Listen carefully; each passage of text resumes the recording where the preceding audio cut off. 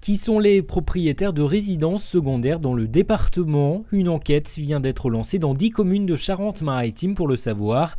10 000 questionnaires ont été envoyés mi-juin par courrier. 2800 propriétaires ont déjà répondu.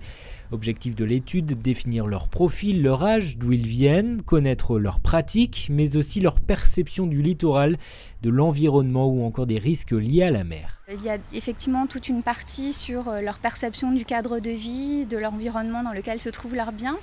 Il y a également aussi toute une partie sur la fréquentation et les usages, combien de fois ils viennent sur leur résidence secondaire, est-ce que c'est en week-end, en semaine, mais également aussi est-ce qu'ils prêtent cette résidence secondaire à de la famille, à des amis, est-ce qu'ils la louent.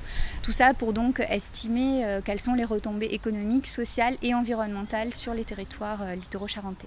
L'étude sera ensuite affinée par des questions complémentaires par téléphone et par des réunions de résidents secondaires durant l'été à Châtelaillon. Une enquête menée par l'Université de La Rochelle, Charente-Maritime Tourisme et les chambres de commerce et d'industrie de La Rochelle et Rochefort.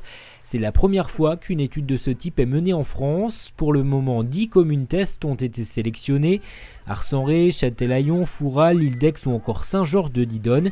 Des communes dans lesquelles les résidences secondaires représentent jusqu'à 60-70% de l'habitat.